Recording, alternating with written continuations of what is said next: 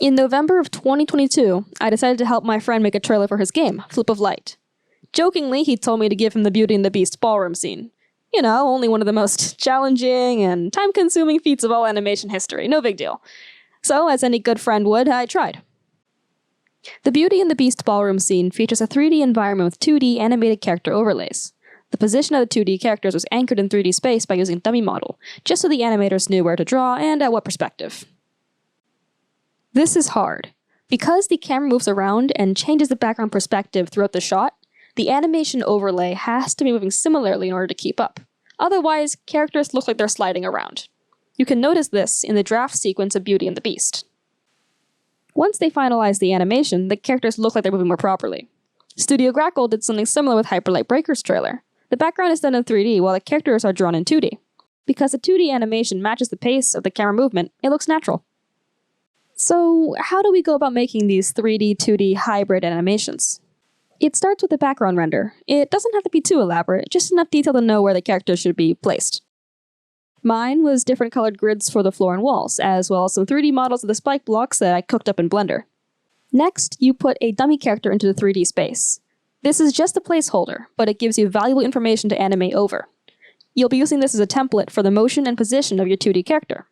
Once all of the camera and character position animations are finalized, you'll render it and start the hard part. Actually, animating on top of it. So here's a disclaimer. I am not that great at animation. If you've seen my channel, you'll notice that I did Wings of Fire animations 5 years ago, and the quality is, not good. I started taking animation more seriously in the last 2 months, so about 1 month before I did this scene. Because I was using Medibang and Premiere Pro, neither of which are actually animation software, there was no way to draw directly over the video. So I took screenshots of all of the keyframes and drew the character in, which was super tedious. Do not recommend. On this rough animation, you can see the character sliding around since the animation doesn't move enough to keep up with the camera movement. After adding some in-between frames to smooth it out, it looks much better. You'll notice by looking in the top right corner that the frame rate spikes whenever the character stays still.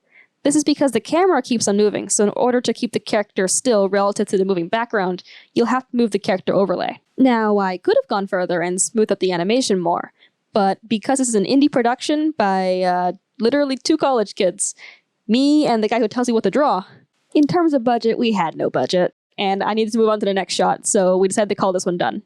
I composited the shot, added some lighting, particles, and the proper background, and sent it off.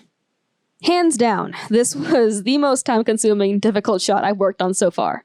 Sure, it's timed a little bit weirdly, and it definitely does not compare at all to Beauty and the Beast ballroom scene or Hyperlight Breaker's trailer, but I'm proud of it. It made me appreciate animation a lot more after spending 4 days screaming at After Effects. If you thought that this animation was cool, consider checking out Flip of Light. It's my friend's passion project and it's releasing on Steam in less than a week. Thanks for watching.